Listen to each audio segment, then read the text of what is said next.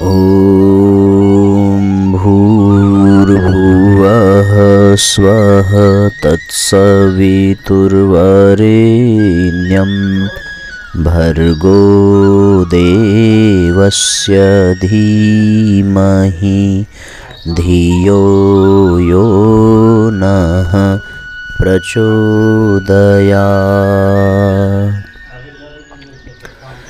ॐ सद्गुरुचरणकमलेभ्यो नमः।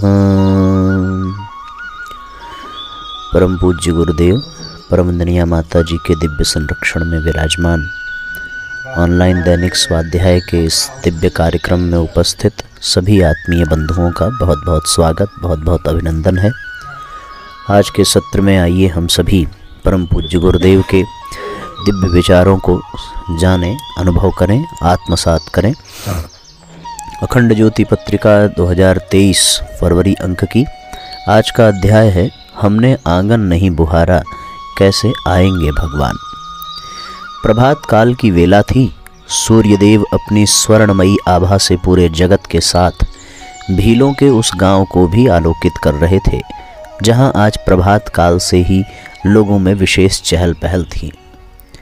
लोग समूह में इधर उधर आ जा रहे थे, गा रहे थे, नाच रहे थे और उत्सव मना रहे थे।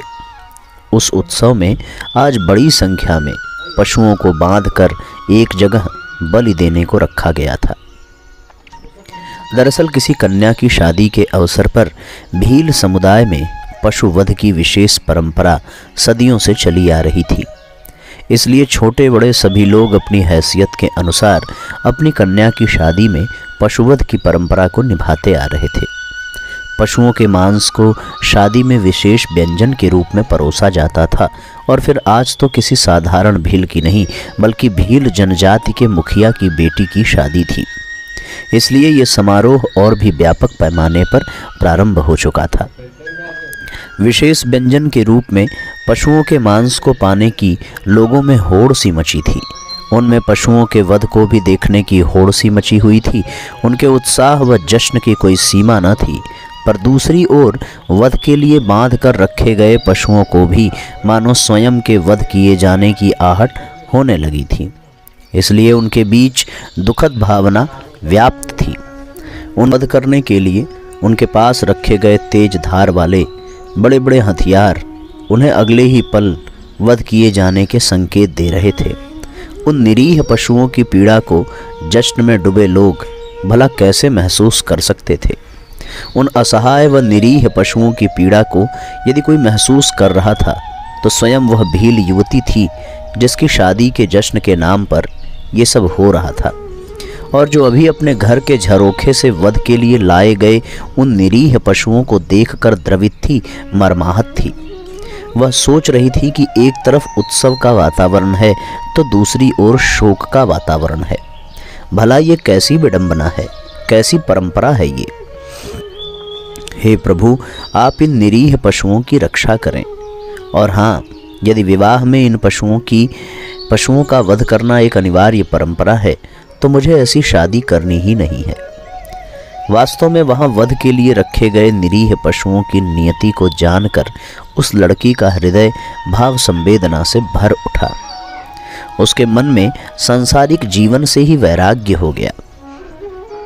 वह सोचने लगी कि मैं ऐसी परंपरा का हिस्सा नहीं हो सकती। मैं जब शादी ही नहीं करूंगी तो फिर इस परंपरा के निर्वाह का प्रश्न ही कहाँ होगा। ऐसा सोचती हुई शादी के विशेष परिधान में सजी संवरी वह युवती अपने घर से बाहर निकल उस समारोह में पहुंच गई जहां सभी नाच गा रहे थे, जहां पशुओं के वध को रखे हथियारों की धार को और भी तेज किया जा रहा था। उस युवती ने अपने पिता व सर्व समुदाय के समक्ष ऐसी परंपरा का हिस्सा नहीं बनने के साथ साथ शादी करने से भी इनकार कर दिया। वह गृह त्याग कर जंगल की ओर प्रस्थान कर गई। कौन थी यह युवती जो भाव संवेदना से भरी थी और मूढ़ परंपराओं के खिलाफ थी? वह कोई और नहीं बल्कि भील जनजाति के मुखिया की बेटी शबरी थी। जो आगे चलकर अपनी भाव संवेदना, गुरु सेवा व निश्चल भक्ति के कारण भगवान का साक्षात्कार करने में सफल हो सकी। वह भिल्लनी युवती गृह त्याग के पश्चात जंगल में रहकर तप साधना करने वाले ऋषियों की सेवा करने लगी। एक दिन वह मतंग वन में घूमती हुई मतंग मुनि के सुंदर आश्रम में जा पहुंची। जाति के आधार पर तथा कथित धार्मिक समाज से उपेक्षित व ठुकराई हुई शबरी ने मतंग मुनि के चरणों में सिर रख दिया और उनसे शरण मांगी। शबरी की आंखों से बहती हुई श्रद्धा व भक्ति की पवित्र आंसुओं की धार को देखकर ब्रह्मज्ञानी मतंग मुनि को यह समझते देर नहीं लगी कि यह कोई साधारण युवती नहीं है, यह तो श्रद्धा व भक्ति की सजीव प्रतिमूर्ति है। उन्होंने यह देख लिया कि इस स्त्री के हृदय में प्रभु भक्ति सागर सी लहरा रही है, उमड़ रही है, घुमड़ रही है और प्रेम के बादलों से भरा उसका हृदय आकाश बरसने को सदैव आकुल है, व्याकुल। ब्रह्मज्ञानी मुनि ऐसी दिव्य आत्मा को शरण देने से भला कैसे इनकार कर सकते थे। सो ब्रह्मज्ञानी मुनि ने उसे शरण दी और भक्ति का ज्ञान दिया। भगवान के चरणों में उसके निश्चल प्रेम को देखकर उन्होंने उसे गुरु दीक्षा दी और नित्य निरंतर भगवद उपासना करते रहने का आदेश भी दिया।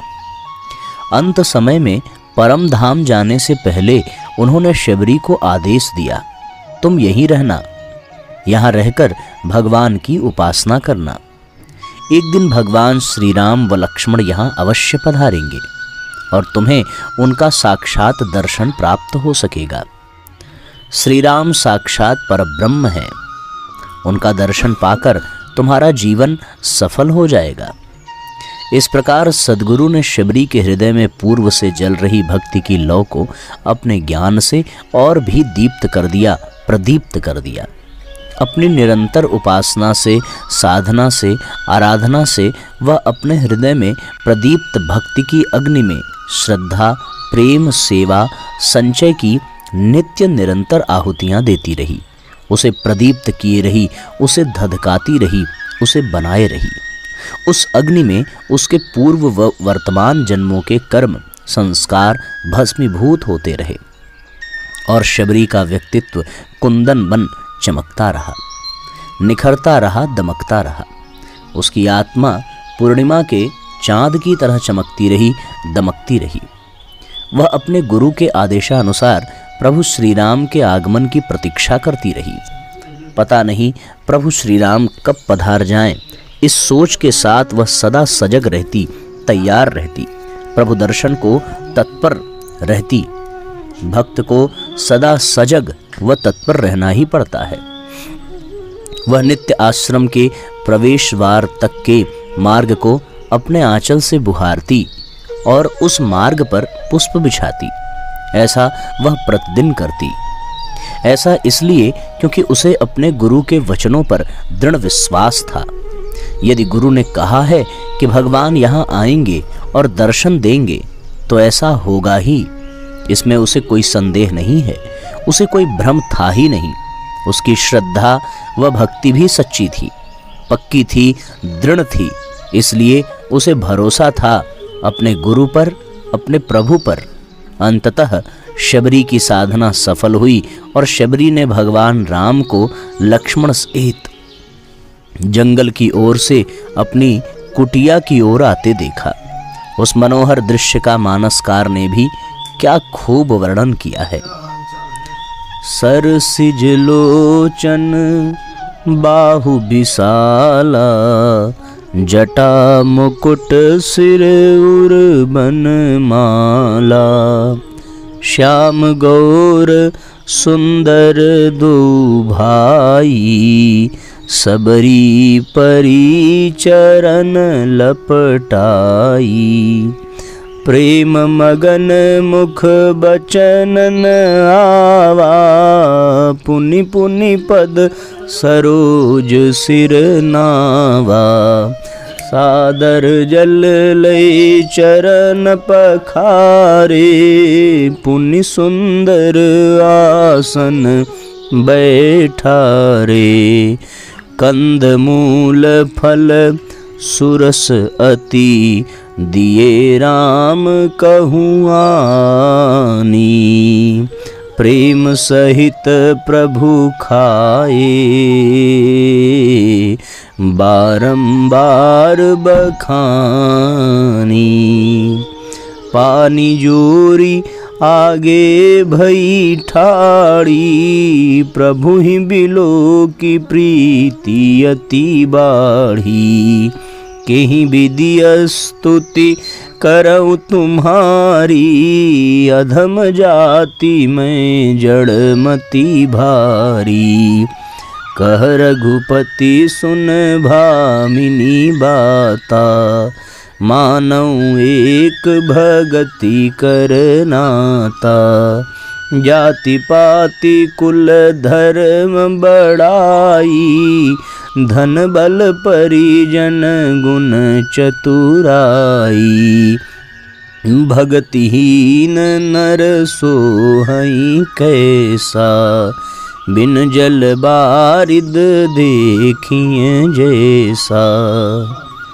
अर्थात कमल सदृश नेत्र और विशाल भुजा वाले, सिर पर जटाओं का मुकुट और हृदय पर वनमाला धारण किए हुए दोनों भाइयों के चरणों में शबरी लिपट पड़ी।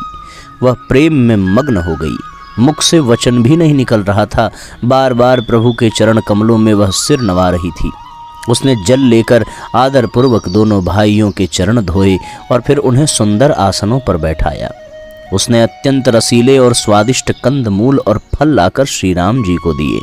प्रभु भी उन्हें प्रशंसा करते हुए प्रेम सहित खा रहे हैं। फिर शबरी प्रभु के समक्ष हाथ जोड़े खड़ी हो गई। प्रभु को देखकर उसके हृदय में प्रेम उमड़ता ही जा रहा था।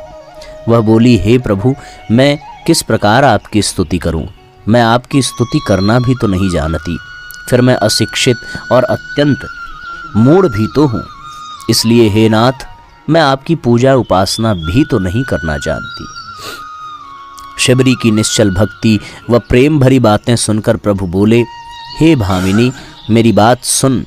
मैं तो केवल एक भक्ति का ही संबंध मानता हूँ, क्योंकि जात पात कुल धर्म बड़ाई धन बल कुटुंब गुण और चतुरता इन सबके होने पर भी भक्ति से रहित मनुष्य वैसा ही लगता है जैसे जलहीन बादल शोभाहीन दिखाई पड़ता है।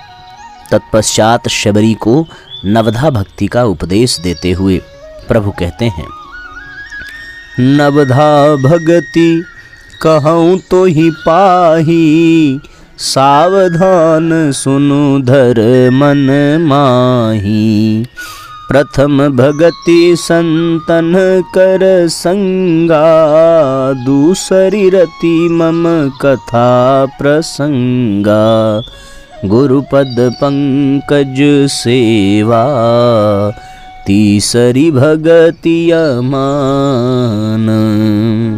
चौथी भगति मम गुण गण, करई कपट तजी गान। मंत्र जाप मम दृढ़ विश्वासा, पंचम भजन सुबेद प्रकाशा। छठदम शील बिरत बहु कर्मा, निरत निरंतर सज्जन धर्मा। सातम सम मोहिमय जग देखा, मोते संत अधिक कर लेखा।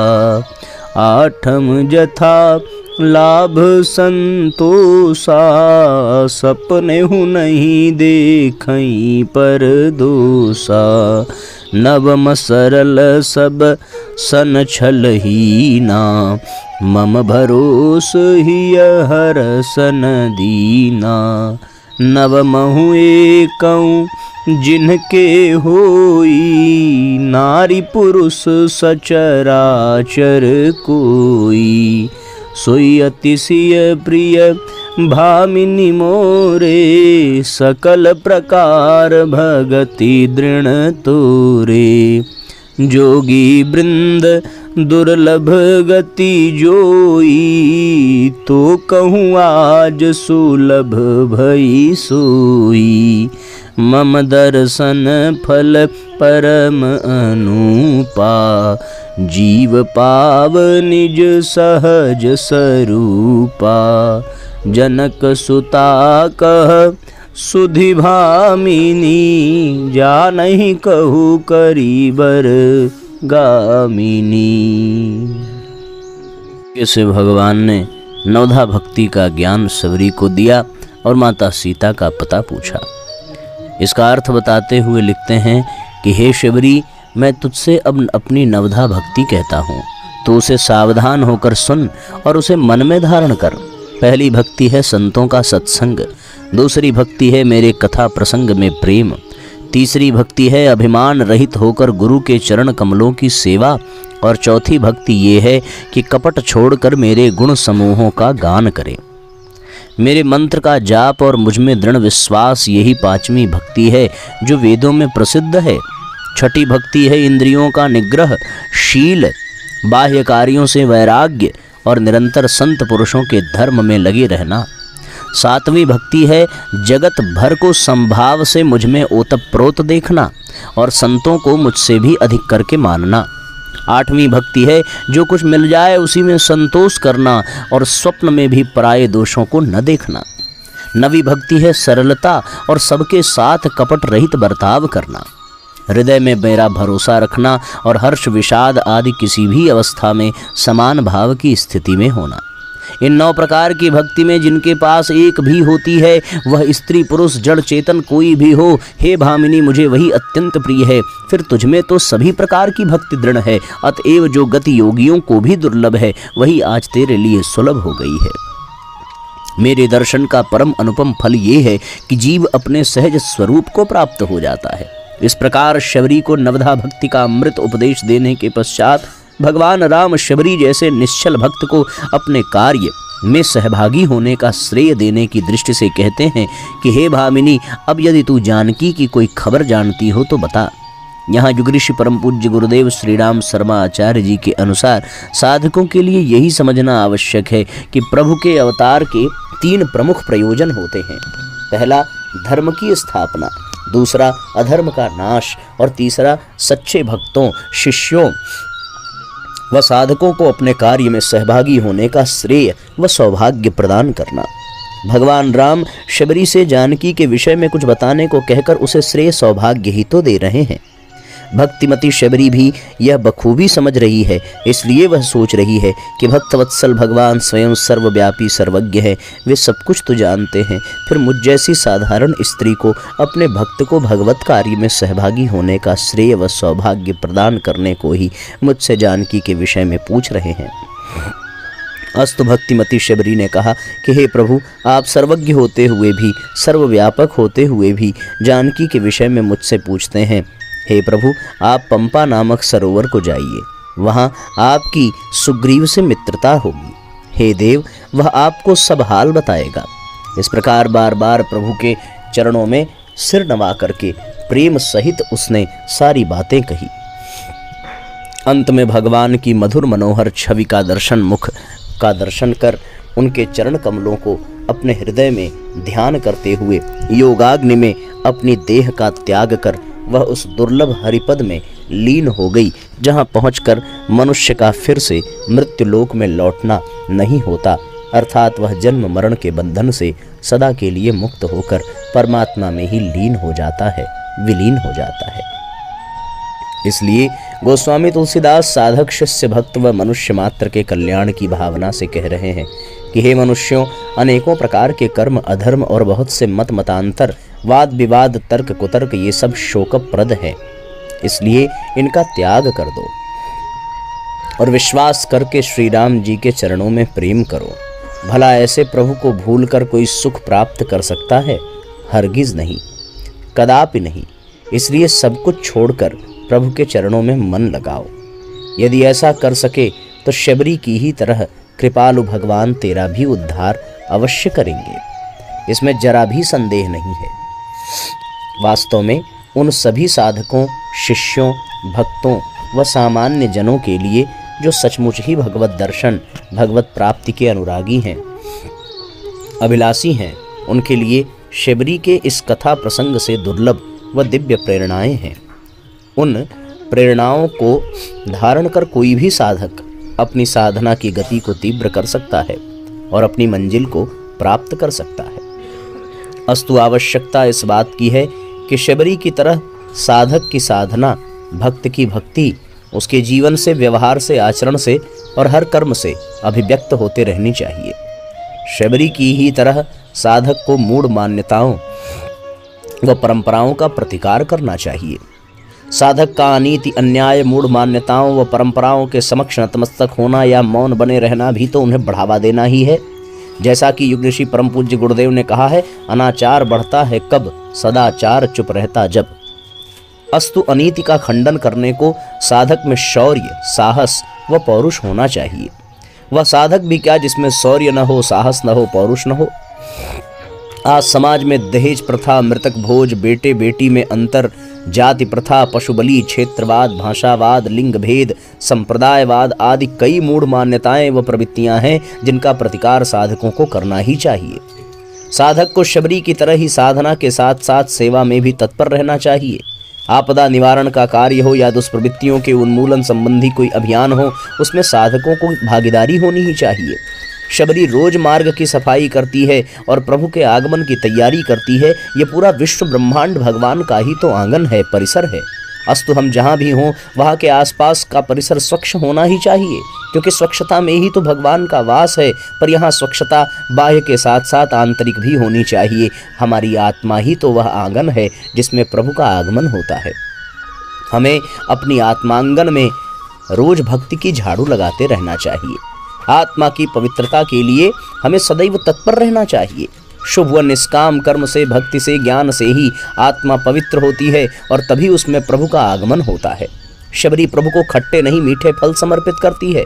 इसका आशय ये है कि हम खट्टे अर्थात बुरे कर्म से दूर रहें और शुभ कर्म करें और शुभ कर्मों के मधुर फल को प्रभु को समर्पित करते रहें।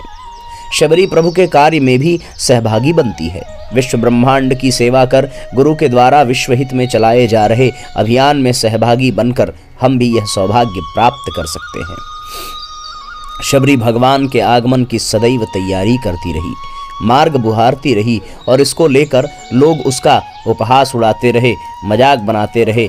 पर लोग क्या कहते हैं उसने कभी इसकी परवाह नहीं की, बल्कि मेरे गुरु ने मुझे क्या कहा है इसका ही सदैव ख्याल रखा है।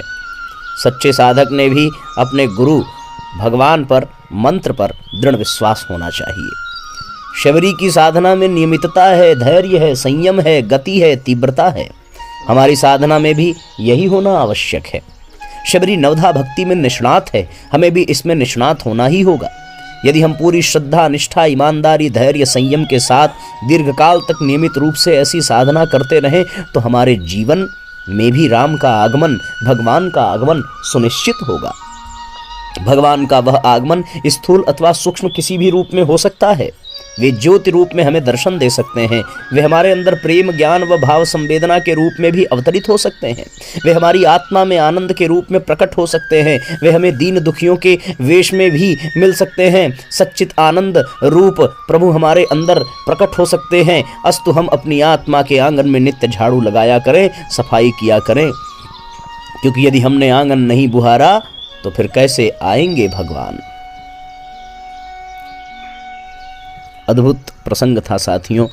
माता शबरी का, माँ तपस्वी शबरी का दृष्टांत देकर के यहाँ यही स्पष्ट किया गया कि हमने आंगन नहीं बुहारा, कैसे आएंगे भगवान। हो हमने आंगन नहीं बुहारा, कैसे आएंगे भगवान, कैसे आएंगे भगवान। जय हो। एक छोटी सी कहानी है साथियों। कश्मीर से लेकर पाटलिपुत्र तक सभी उग्रश्रवा के नाम से कांपते थे।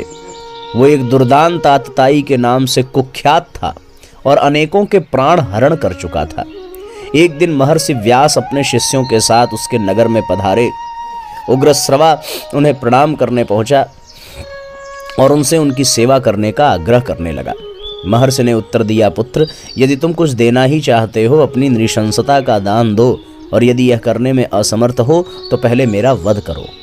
महर्षि के वचनों को अस्वीकार करना उग्रश्रवा के लिए संभव न था, सो उसने दस्युपथ तुरंत त्याग दिया। किंतु उसके अंदर की हिंसा मात्र इतने से तो शांत न हो सकती थी। उसने शांति पाने का उपाय महर्षि व्यास से पूछा तो वे बोले, वत्स, अब तक तुमने मात्र दूसरों से छीना है, अब तुम अपने हृदय को इतना विशाल बनाओ कि तुम दूसरों के हृदय में शांति पहुंचा सको। जीवन का सच्चा आनंद दूसरों से उनका सुख छीनने में नहीं बल्कि उनका दुख बांटने में है। इतना सुनते ही उग्रश्रवा का हृदय परिवर्तन हो गया। उसने धर्म और सत्य का पथ अपना लिया और वही उग्रश्रवा आगे चलकर ऋषि सूत के नाम से विख्यात हुआ। उसके पुराण प्रवचनों को सुनकर अनेकों ने श्रेष्ठ जीवन का चयन किया है। अद्भुत है साथियों, ये हमारा इतिहास गौरवशाली, ये हमारे पुराण। हम सब सदैव इनके संरक्षण में अपना जीवन बितावें, स्वाध्याय में बितावें। इससे बड़ा अनुपम सौभाग्य इस दुनिया में और हो ही नहीं सकता। चलिए आज के सत्र को विराम देते हैं। गायत्री मंत्र साथ साथ पढ़ लें। ओम भूर्भुवः स्वः तत्सवितुर्वरेण्यं भर्गो देवस्य धीमहि धियो यो नः प्रचोदयात्। सभी आत्मीय बंधुओं को बहुत बहुत प्रणाम, सबको धन्यवाद, सबको नमस्कार, शुभ रात्रि। आप सब लोग अपना ध्यान रखिए और इस अध्याय को अधिक से अधिक शेयर अवश्य करें। ये आप सबका उत्तरदायित्व है, आप सबका कर्तव्य है। सबको नमस्कार, सबको धन्यवाद।